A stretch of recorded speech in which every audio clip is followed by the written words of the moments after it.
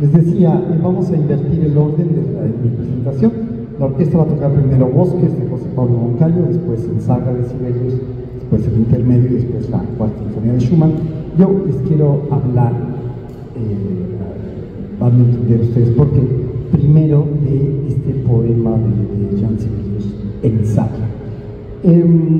Bueno, son varias cuestiones, a ver, aquí traigo algunas apuntadas. Lo primero es que esta obra se estrenó en febrero de 1893 con Sibelius mismo dirigiendo la orquesta de la Asociación Filarmónica de Helsinki, pero Sibelius era prácticamente un psicópata.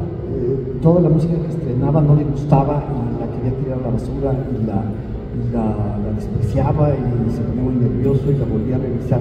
Eso le pasó con muchas partituras, de hecho con Carelia, que es después el gran poema sinfónico que escribe a continuación del Saga. El manuscrito él lo quema un día en un arranque de modestia, y entonces, pues porque había unas partes y se pudo rescatar esa música, era un cuadro que estaba muy obsesionado con la perfección de sus obras. Entonces, no quiere volver a saber nada de la pieza, pero Ferruccio Busoni, el gran compositor alemán, bueno, italiano, pero residente en Berlín, lo invita a dirigir y le pide que dirija esta obra. Entonces, en 1902 hace una versión revisada, que es la que vamos a escuchar esta noche, y la estrena en Berlín, y bueno, a partir de ese momento se convierte en una obra muy tocada de Sibelius. Ahora, aquí empieza el asunto. El título En Saga, primero que nada, está en sueco. ¿Por qué está en sueco?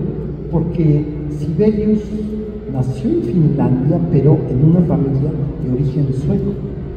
En Finlandia, a finales del siglo XIX, el sueco era el idioma de las clases altas y la familia de Sibelius claramente lo era. Entonces él, de hecho, ahora lo consideramos el gran compositor de Finlandia, pero antes de cumplir 14 años, Sibelius sabía unas cuantas palabras en finlandés, ¿no? Todo lo aprendió después en la escuela. Bueno, entonces está en sueco. Ahora, nosotros también usamos, ¿verdad?, la palabra saga, que es en sueco, ¿no?, para referirnos a una historia truculenta, una historia increíble, ¿no? O sea, así como yo puedo decir ahorita fue una saga llegar aquí por el tráfico del centro, ¿entienden, verdad? Entonces, si el poema se llama Una saga, pues deberíamos saber cuál saga, de qué se trata. Pero el mismo Sibelius fue contundente, como comento aquí, ¿no? Nos dijo, esta obra es la expresión de un cierto estado mental que tiene un componente doloroso, aunque no específico, para el cual toda interpretación literaria resulta ajena. Entonces Sibelius mismo descartó que hubiera una narrativa, un programa, una historia que contar, y sin embargo pues, le puso el título En Saga, ¿no? Que nos remite entonces a un concepto mucho más importante, que es el de la música de programa o música programática. La música programática surgió a principios del siglo XIX, la gran obra que detonó esto, bueno, dos grandes obras detonaron la música de programa: la Sexta Sinfonía de Beethoven, la Pastoral, y luego, sobre todo, la Sinfonía Fantástica de Berlioz. Pero en realidad fue Liszt el que le dio sentido y cuestión a toda la historia de la música de programa y al concepto mismo. Y fíjense, Liszt estaba preocupado por una cosa que es muy cierta. Decía Liszt, ¿en qué piensa el público? Háganse la pregunta a sí mismos. ¿Ustedes en qué piensan cuando están oyendo música? Entonces decía Liszt, hay un peligro, él usa la palabra peligro, es el peligro de que la gente, que el público piense lo que quiera. No, yo no quiero que piensen lo que quieran, yo quiero que piensen de lo que se trata la música. Entonces dijo Liszt, es mejor proteger a los escuchas, esa es su frase literal, dándoles un programa, diciéndoles de qué se trata la música, para que no estén pensando, ¿no? A lo mejor yo oigo En Saga y me estoy acordando de los enanitos en el bosque, quién sabe qué, y pues no tiene nada que ver. Entonces la música de programa era para que el significado de la música se volviera mucho más asequible al público, ¿no?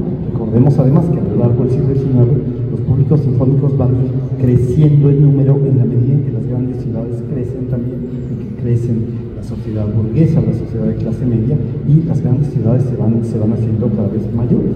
Entonces sí era una programación. Bueno, entonces, pero si Sibelius nos dice que esto no es una obra programática, entonces ¿cómo la escuchamos?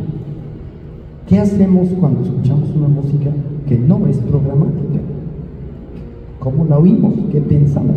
Ese es el horrible dilema que tengo que explicarles en estos breves minutos. Y para hacerlo, me voy a valer del gran pensador y filósofo austriaco, vienés, Edvard Hanslick, que a propósito de esta pregunta y concretamente alrededor de la música de Brahms, él escribió un tratado famosísimo donde afirmó que la música consiste, como puse aquí, de bellas formas en movimiento. La música posee una forma que se expresa a través de los sonidos y que se mueve en el tiempo. Recordemos que los sonidos de la música se mueven a lo largo del tiempo, a lo largo de la duración de la obra. Entonces, la afirmación de Hanslick pues es del todo correcta. El compositor construye formas con los sonidos, con todos los recursos musicales a su alcance, y a lo largo del tiempo que dura la obra, esa forma se va moviendo. Es un continuo, nunca está fija. Eso es a lo que Hanslick se refiere. Bueno, y nos dijo, ¿verdad? Concretamente, dijo, la esencia de la música es el sonido y el movimiento. La música es formas sonoras en movimiento. Y luego se quejó de todos nosotros. Dijo Hanslick, declaraciones muy duras, dijo, hay dos modos de escuchar, activo o estético y pasivo, que él llamó patológico. O sea, Hanslick, la gente que llegaba al concierto se sentaba ahí y empezaba a pensar en la inmortalidad del cangrejo, o Dios no lo quiera, los que están con su teléfono. Entonces dijo Hanslick, son patológicos, están enfermos. ¿Para qué vienen al concierto a ver su teléfono? No vale la pena. Dijo Hanslick que el oyente activo escucha la música para descubrir el método de composición, mientras que para el pasivo es meramente sonido. Bueno, ese es, digamos, grosso modo, ¿no? las ideas de Hanslick. Entonces, pues a ver si logro, ¿no? Describirles la forma de Ensaga, y ustedes se llevan algunas de estas cuestiones a la hora del concierto, y ustedes pueden seguir la forma sonora en movimiento a lo largo de la interpretación que vamos a escuchar más tarde. ¿Cómo conocemos la forma? Bueno, los músicos hacemos trampa porque tenemos un bagaje técnico y podemos leer la música misma, ¿no? Tenemos elementos, melodía, ritmo, color instrumental, o sea, cada sonido, cada timbre de la orquesta lo llamamos color. Desde luego tenemos la armonía, que es el elemento más importante de la música. Entonces, bueno, para un oído musicalmente entrenado esto es mucho más fácil. Pero después también surgió algo que se llama la descripción poética, o que Schumann mismo llamó la crítica poética. Schumann dijo, los músicos, acuérdense que Schumann vamos a hablar de Schumann a propósito de su sinfonía, pero fue el gran crítico del siglo XIX. Dijo Schumann que los músicos teníamos la obligación de traducir para los demás de qué se trataba la música, porque no todos tienen el bagaje técnico para poder escuchar como si tiene un músico educado. Entonces,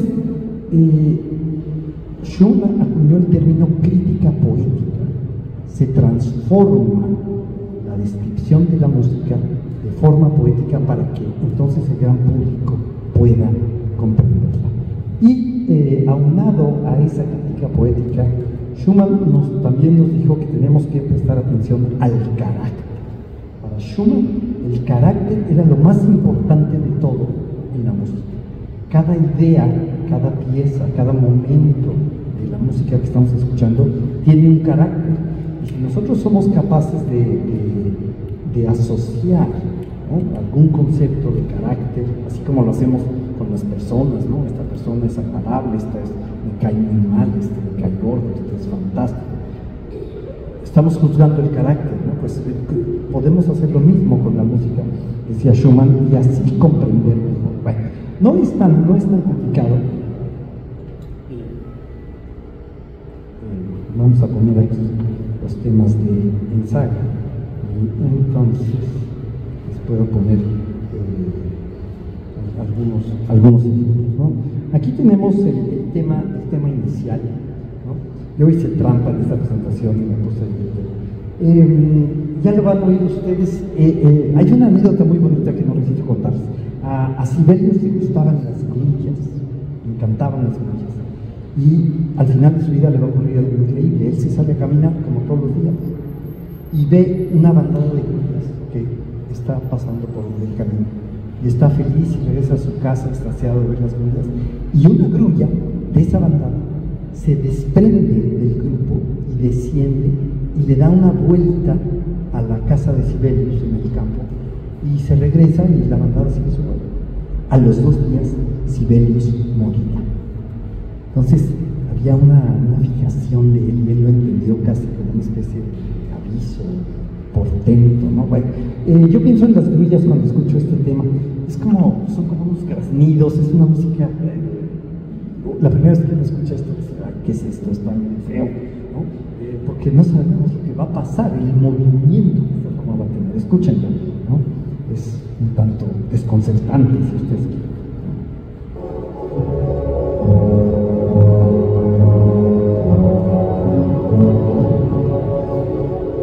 Perdón, no sé. Primero tenemos este mar de sonidos muy wagneriano, Se van a fijar ahorita en el concierto como las cuerdas van tocando en las 4 cuerdas. Es un pasaje notorio. Están los graznidos. ¿Quién sabe qué es eso?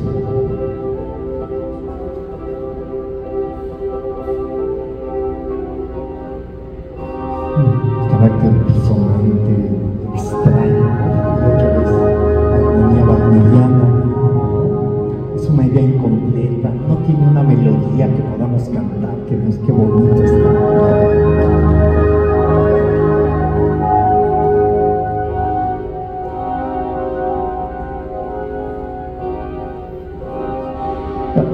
Entonces, ya dijimos algunas cosas, ¿verdad? Que nos permiten identificar este tema y que lo vamos a, podemos guardarlo en la memoria y seguir. La música es un ejercicio de memoria. Hoy en la mañana que venimos al ensayo de la orquesta, estaba yo viendo otra vez el precioso plafón del teatro. Justamente está pintado Zeus, están pintadas las musas, ¿no? Las musas eran hijas de Zeus con la memoria, con Mnemósina. Entonces, todas las artes requieren memoria. Tenemos que memorizar lo que estamos viendo para poderlo comprender después. Bueno, miren, ahora, aquí les pongo el segundo tema, ¿no? Que tiene un carácter completamente distinto, ¿no? Esta sí es una melodía muy bonita que al principio vamos a escuchar llevada por los fagotes. ¿No?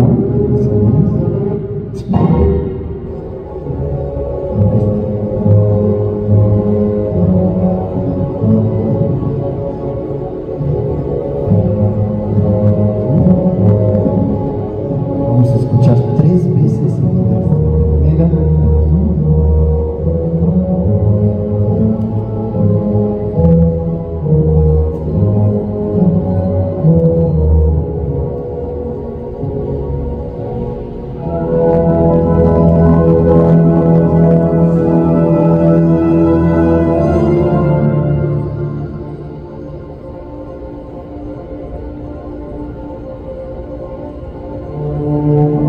Por las cuerdas.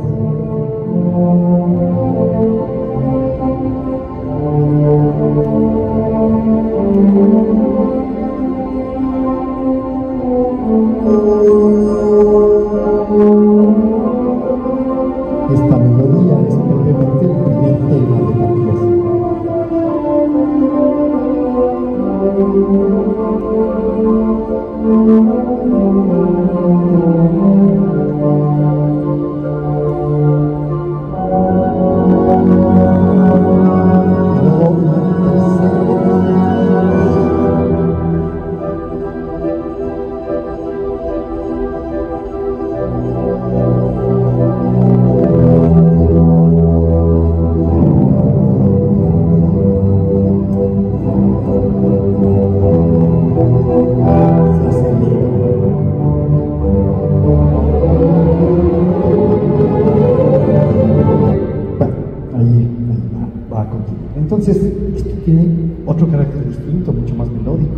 es que lo vamos a ver 3 veces. El segundo tema lo van a tocar las violas, y ustedes se van a fijar que en el concierto de esta noche el maestro Sierra ha colocado las violas en el extremo del escenario, pegadas al proscenio, para que todos podamos escucharlas mejor. Es una muy buena decisión en términos acústicos, porque las violas van a salir felices. Este concierto tiene pasajes muy bonitos en todas las obras. Bueno, este es el segundo tema, entonces, en Saga, que tocan precisamente las violas.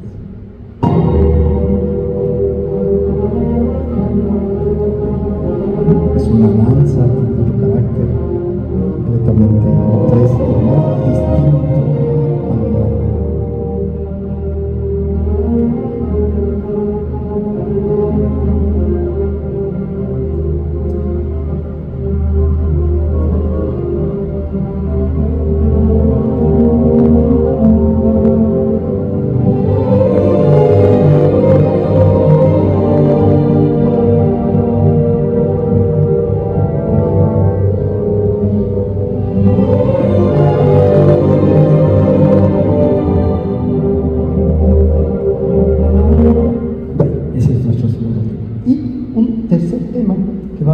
Más adelante, que tocan las cuerdas, ¿no? Que tengo aquí, escúchenlo, también pues, distinto a los anteriores.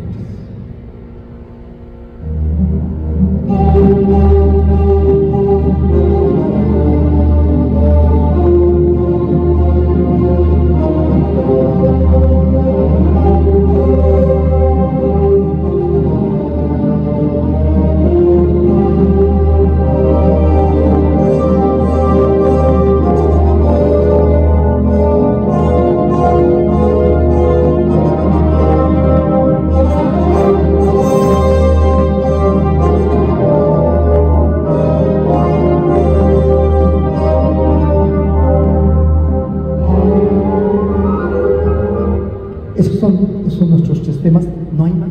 Con esos 3 materiales, con esas 3 formas sonoras, Sibelius las va a ir presentando en el tiempo que dura la pieza, y con ello va a ir generando una forma que es muy fácil de explicar, porque pues es como la tengo aquí, o para volverla más clara. Vean, es una forma enteramente simétrica. Tenemos el tema A, luego 3 veces en pares, B y C, B y C, B y C, y luego al final otra vez la forma A. Entonces en realidad hay un arco y una simetría, ¿no? Si memorizamos los temas, entonces pues vamos a entender que hay una forma simétrica que la sucesión de los temas va construyendo a lo largo de la clase. Bueno, pues eso es lo fundamental que quería explicarles a propósito de Saga, pero déjenme terminar con dos citas breves. La primera es cuando Sibelius murió. El diplomático neozelandés Leslie Monroe estaba como presidente de la Asamblea de las Naciones Unidas. Llega el telegrama de que Sibelius ha muerto en 1957. Entonces pide un momento de silencio y declara a la Asamblea de las Naciones Unidas: Sibelius perteneció al mundo entero y enriqueció la vida de la raza humana con su música. Una declaración conmovedora. Ya quisiéramos políticos de ese calibre, ¿verdad? En estos tiempos en las Naciones Unidas se habla de todo menos del gran arte y de los grandes hombres. Bueno, y la segunda cita del propio Sibelius, que repitiendo una idea de Wagner mismo dijo en una entrevista, dijo: la música comienza donde terminan las posibilidades del lenguaje. Un poco para refrendar la idea original de que no quería que hubiera ninguna narración, un cuento, una historia a propósito de Saga. Bueno, muy bien, vamos ahora a hablar brevemente de José Pablo Moncayo y de Bosques, que es un caso similar. Quiero contarles primero algunos antecedentes. José Antonio Alcaraz, que fue el primer biógrafo de Moncayo, habla de un conjunto de su música que denomina música para árboles y paisajes. Es una idea muy bonita, y que se conforma fundamentalmente por esas tres grandes obras para orquesta: Tierra de Temporal, Bosques y Cumbres, y por una maravillosa pieza para piano que se llama Los Verdes. Todos estos títulos, en efecto, aluden a la naturaleza, a los árboles, al paisaje. A propósito de Bosques, que es quizá la menos conocida de estas cuatro piezas, les leo lo que el propio Alcaraz escribió en 1975. Dice: Bosques permanece aún sin estrenarse por la Orquesta Sinfónica Nacional. 15 años después de la muerte de Moncayo, Bosques no ha tenido una segunda audición. Blas Galindo dio una primera audición con la Sinfónica de Guadalajara en 1957 en este mismo teatro. Esa obra se estrenó aquí, dirigida por el gran compositor, el otro gran compositor jalisciense, Blas Galindo. Hay en ella colores orquestales diluidos, de sutileza finísima, quizá de una gran tristeza, quizá llenos de magia evocativa.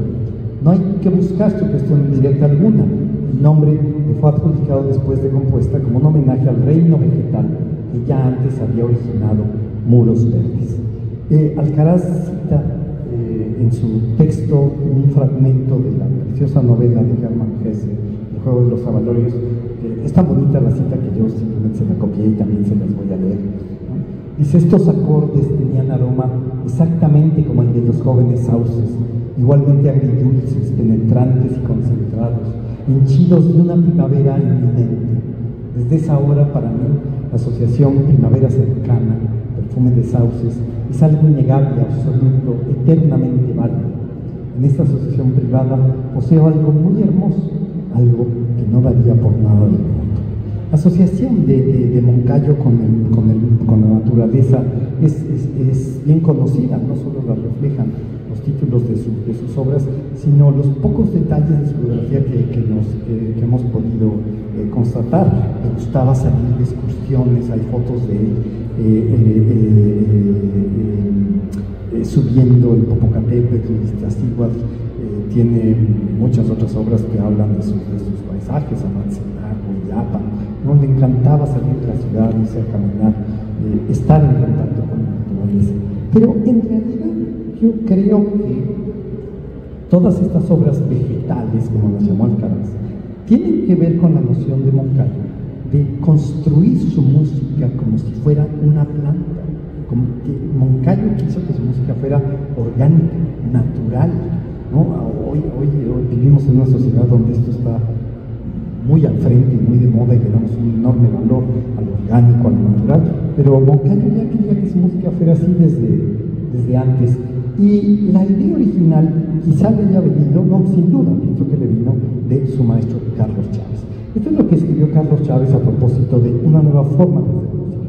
Dijo: la idea de repetición y variación puede ser sustituida por la noción de un constante renacer, de verdadera derivación, una corriente que nunca regresa a su fuente, una corriente en eterno curso como una espiral, siempre ligada y continuando su fuente original, pero siempre en busca de nuevos e ilimitados espacios.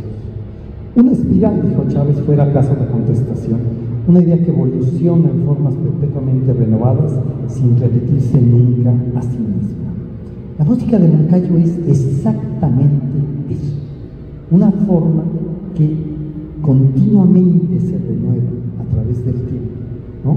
Sin repetirse a sí misma, pero que sin embargo, como una planta, ¿no? Se deriva de un solo tronco, de una sola raíz.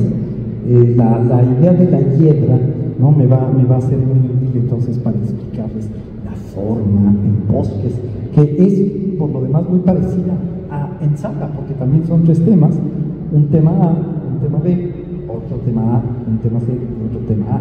Esto en la clase de forma musical se llama rondó, pero aquí es con transformaciones, ¿no? No sé si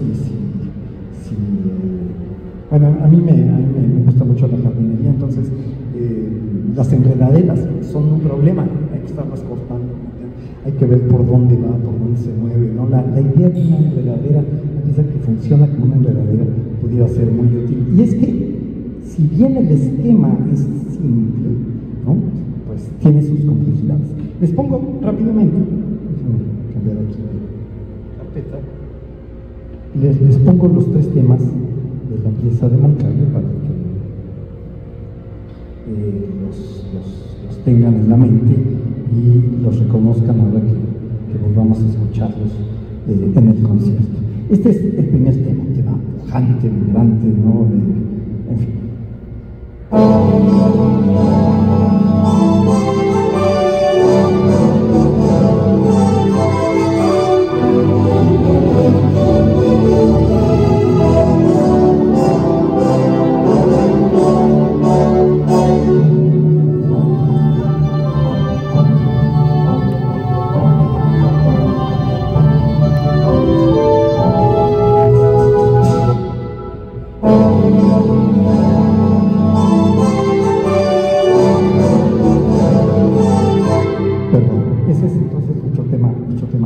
El tema B tiene un inicio discreto, es un solo de flauta y de momento casi no nos damos cuenta que es una nueva idea musical la que está surgiendo ahí. Escuchen el inicio y luego lo vamos a escuchar transformado y tocado por todas las cuerdas, que es precioso.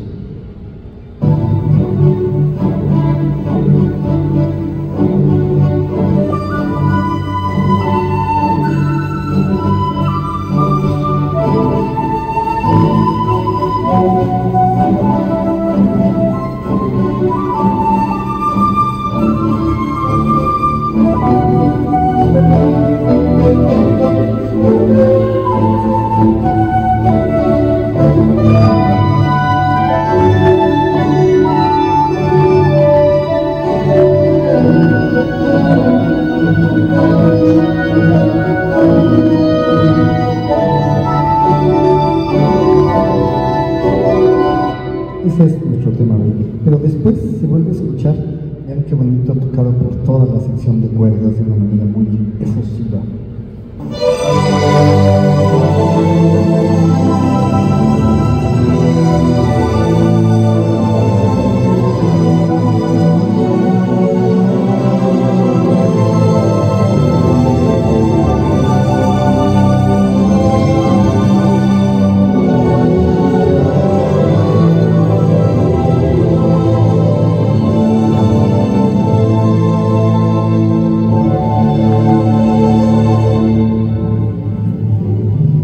Ahí está.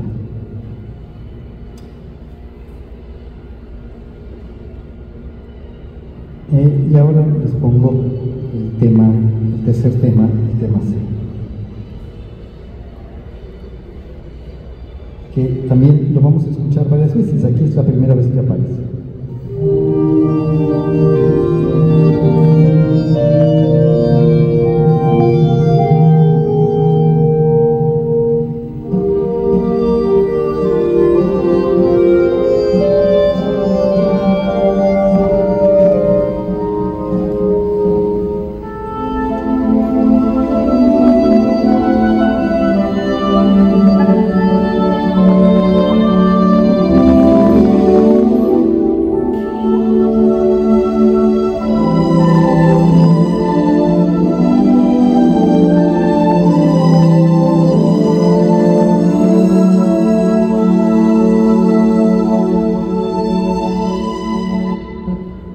Va a continuar. Moncayo después transforma este tema, que ya es bello, ¿no? Es un tema bellísimo, lírico, lo transforma al centro de la pieza, en el clímax de la obra, un clímax que es a la vez de intensidad, de dinámica y de dialógica, es decir, de la curva dramática de la música. No va a alcanzar su máxima expresión en este momento. Escuchen qué bonito es este gran pasaje, que es el mismo tema pero llevado a su máxima expresión.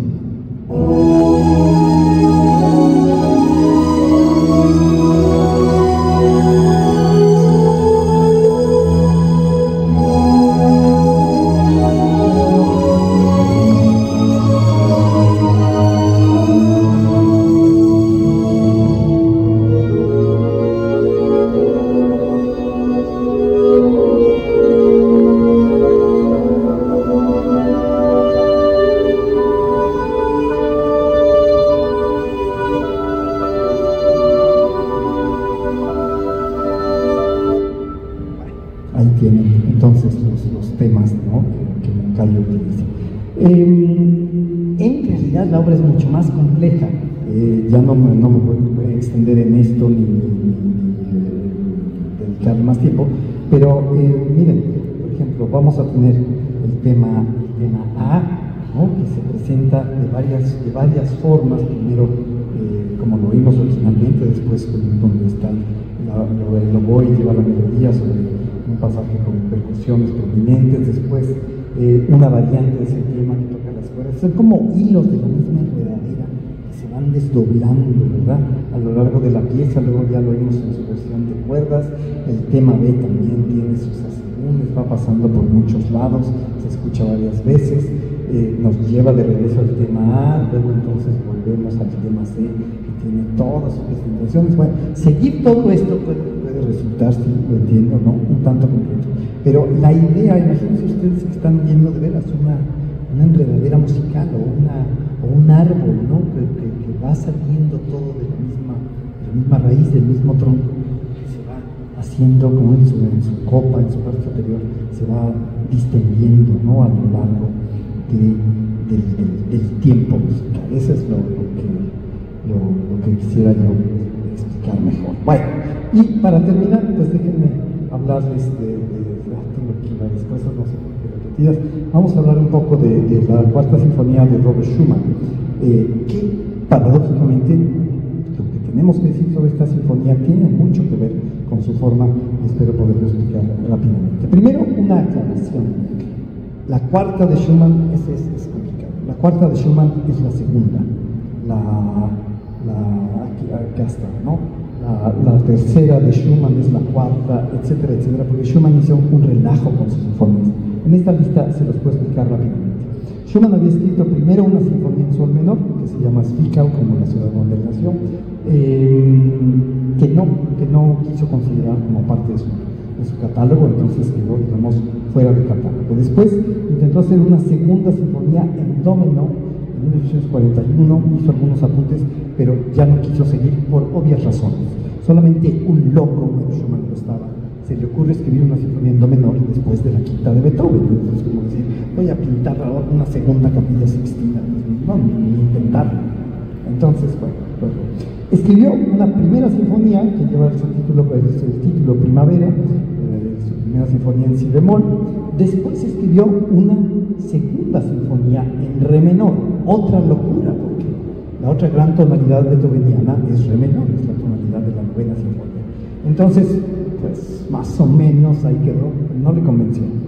Escribe una tercera sinfonía en do mayor, a la que le da el número 2, después una cuarta sinfonía en mi bemol, a la que le da el número 3, y más adelante revisa en 1851 la sinfonía en re menor, y entonces era su segunda, pero la denomina cuarta. Esa es la sinfonía que vamos a escuchar hoy en la versión, digamos, en la versión revisada, en su segunda revisión. Bueno, en medio de todo esto había yo puesto aquí que Schumann estrenó la novena sinfonía de Schubert. Schumann viaja a Viena, tiene acceso al archivo del Musikverein, y entonces descubre este manuscrito y escribe a Clara, dice: es una sinfonía que está más allá de la descripción, los instrumentos suenan como voces humanas, su duración, su celestial duración es como una novela en 4 tomos, ¿no? Hablando de novelas. Bueno, les explico rápidamente. El modelo de Schumann fue Beethoven, concretamente la segunda sinfonía de Beethoven. ¿Cómo es esta sinfonía? ¿Cómo explicamos esta sinfonía, digamos, en la escuela de música? Pues la sinfonía tiene 4 movimientos, ¿no? Allegro, andante, scherzo y allegro vivace. Y es el primer movimiento el que tiene, digamos, una estructura que todos los estudiantes de música aprenden. Tiene 3 partes: posición, desarrollo y resolución, y tiene algunas cuestiones características. En la primera parte se exponen los temas, generalmente 2 o 3 temas. Esos temas después se desarrollan y se vuelven a presentar al final. Hay una transición entre el desarrollo y la resolución, la última parte de la pieza, donde volveremos a escuchar los temas. Eso es lo que se conoce como forma sonata. Bueno, hasta ahí. Ahora, ¿cómo es la cuarta sinfonía de Schumann? Fíjense qué interesante. Son los mismos elementos, pero llevados a una gran escala. Tenemos nuestro primer movimiento que tiene una introducción y luego tiene, en lugar de tener un tema A, tiene 3 temas A, ¿no? Así lo hizo Schumann. Ese es el primer movimiento. En el segundo movimiento, que es una romanza, Schumann nos presenta el tema B de lo que habría sido, ¿no?, la Sinfonía de Beethoven, y vuelve a hacernos escuchar como tema B2 el tema de la introducción del primer movimiento, dándonos a entender que es una sola obra de música. De hecho, se toca sin interrupción, o debe sonar sin interrupción, así lo escucharemos un poquito más tarde. Entonces hay una relación, ¿verdad? Lo que estaba ya ahora se pasa al segundo movimiento. El tercer movimiento tiene temas nuevos, pero temas que están vinculados con la tonalidad del primer movimiento. Entonces, este tercer movimiento funciona en realidad como el desarrollo de lo que había sido el primer movimiento de una sinfonía de Beethoven, ¿no? Y después tenemos una transición, mi pasaje archi favorito, ahorita si nos da tiempo les pongo un pedacito de transición, es una verdadera maravilla. Y luego tenemos un quinto movimiento, en realidad, ¿no?, donde Schumann reelabora los temas del primer movimiento y los resuelve. Entonces, ¿qué quiero decir con esta explicación que quizá pueda sonar un tanto enredada?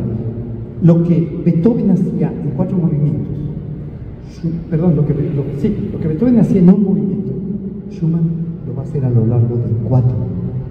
La sinfonía es como si fuera un grandísimo primer movimiento, y esto causa una revolución en el concepto de la escritura y de la forma musical, gracias a la cual el repertorio sinfónico a finales del siglo XIX, la música de Sibelius, la música de Mahler, la música de Bruckner, la música del propio Brahms, va a poder tener, digamos, una nueva vida después de la inconmensurable y de la pesada herencia, ¿no?, que Beethoven había legado. Para terminar, vean, encontré en la red este precioso estampa de postal de Schumann con un texto muy bonito. Dice: la materia más fina de los tonos es aquella que encierra nuestro espíritu. En cada idea musical, en cada tema, en cada uno de estos temas de los que les he estado hablando, que se van a mover a lo largo del tiempo, en realidad está aquí, diría Schumann, nuestro espíritu, que se manifiesta a través del sonido. Les agradezco su atención, muchísimas gracias, y si alguien tiene una pregunta, con gusto intento